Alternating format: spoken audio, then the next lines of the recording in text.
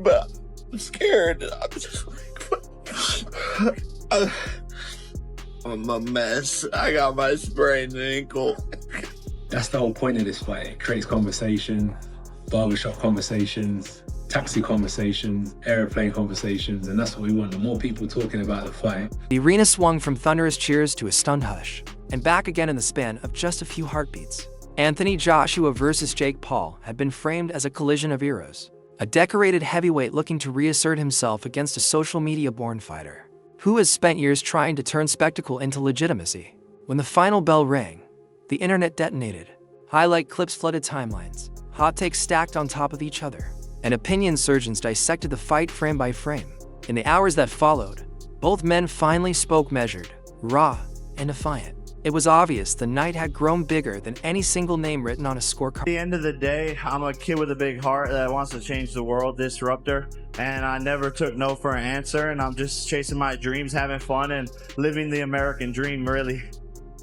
It's a testament to hard work and every single day dedicating yourself to a craft, pushing through when you don't want to be there, and it all pays off in the long run, and believing in yourself, setting goals that people think are impossible. That's really what my story is all about. There's a unique silence that follows nights like this in boxing, not an absence of noise, but a charged pause before order slowly returns to chaos. Trainers checked vitals, doctors made their rounds, and both camps vanished behind closed doors. When statements finally surfaced, they felt personal and unfiltered. Admissions of exhaustion, restrained respect, and the kind of controlled emotion only fighters know how to carry. Joshua's first message read like a man taking inventory of what the night had taken, and what it had revealed: missed angles, slipping rounds, moments destined for years of replay. Paul's early comments equal parts bravado and bone-deep honesty leaned into the emotional storm. The isolation, the noise, and the fractured judgment that follows every controversial exchange. Both men emphasized the same themes: respect for the moment, gratitude for the crowd, and the need to let the fight settle before being reduced to a single line on a judge's sheet. In the build-up, prediction Skills. He has a very side-on stance, tries to practice the Philly shell, and I think Jake has a chance that is slim to none. I really appreciate it. All good? Thanks, boss. Thank you very much. See you guys.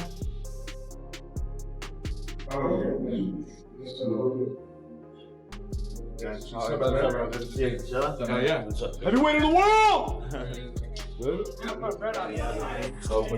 Yeah, can you get my back? No. No. For the first week of sparring, I had to get comfortable in there and let things slow down and feel the power out and get the confidence to slip, catch, move. were everywhere and sharply divided. Odds makers and most analysts installed Anthony Joshua as the clear favorite, a view reinforced across betting markets and mainstream outlets. From an analytical standpoint, CBS Sports and Sportsline combat analyst Josh Nagel leaned toward Joshua, with top prop bets centered on a TKO or KO, reflecting Joshua's resume against elite competition and his finishing power. Yahoo Sports and other platforms echoed that stance, pointing to experience, officiating dynamics, and the weight of the moment as advantages for the seasoned heavyweight. But the consensus was never absolute. Boxing's loudest voices and several high-profile fighters pushed contrarian takes. Tyson Fury, never shy with words or wagers, publicly suggested Paul could land a fight-altering shot, even claiming he bet heavily on him. Dana White offered his trademark blunt assessment, mixing skepticism toward crossover narratives with a grudging respect for Paul's willingness to step into heavyweight danger. And then there was Paul himself predicting victory, insisting Joshua couldn't knock him out, and broadcasting confidence across every available platform. That tension gave the fight its cinematic edge. Afterward, pundits recalibrated. Some admitted misreading the tempo. Others reframed the bout as a lesson in preparation and perception. Amir Khan praised Joshua's ability to impose traditional discipline on a modern spectacle, while other fighters dissected technique, ring control, and moments where crowd energy warped expectations. What stood out was the honesty. No excuses, just a case study in craft, and how veterans must prepare for narrative threats as much as physical ones. From the opening bell, the tempo was immediate and kinetic. Wow, it's very tough to say something about Joshua or Jake. You know, I'm waiting for this fight because I'm so excited. But, you know, Jake have a lot of chance to win, and a lot of people think he not. But I believe in Jake. I mean, Joshua is the best fighter and have a lot of experience in boxing. You know, he's a heavyweight guy, but Jake improved a lot, and the people need respect both. You know, because it's not everybody have a, sorry my language, but have a balls for come inside the ring and fight. Early flurries hinted that Paul's awkward aggression might find openings, while later rounds showcased textbook heavyweight boxing range control, structured jabs, and heavy combinations. Moments that looked routine on replay felt seismic live. A short uppercut that made the crowd inhale. A brief stumble that swung an entire round. Afterward, both camps spoke respectfully about those moments. Joshua's team emphasized jab efficiency and power sequencing.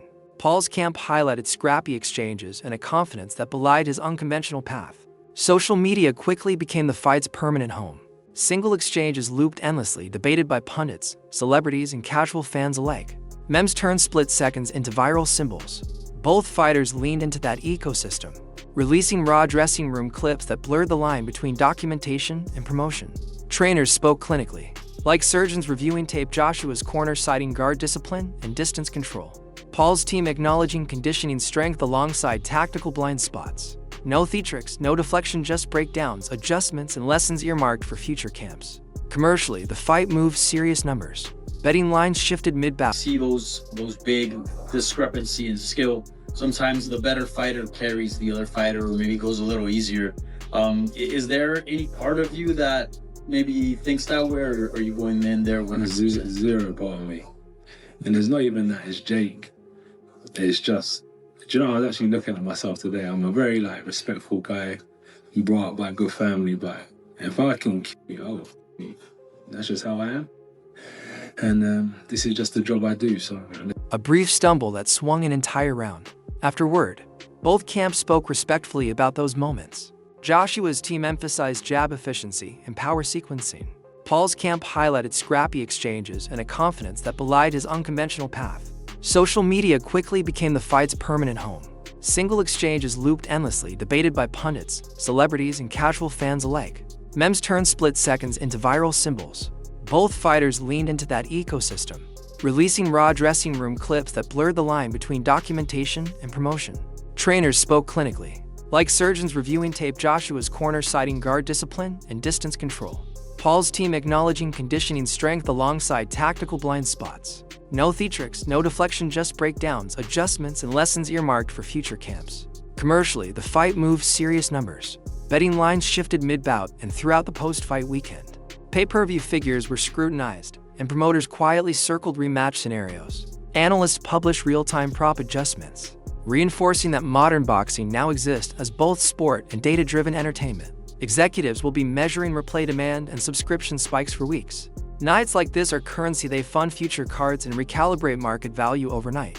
Fans debated meaning, while pundits debated technique. The skills, he has a very side-on stance, tries to practice the Philly shell, and I think Jake has a chance that is slim to none. I really appreciate it. All good? Thanks, boss. Thank you very much. See you guys.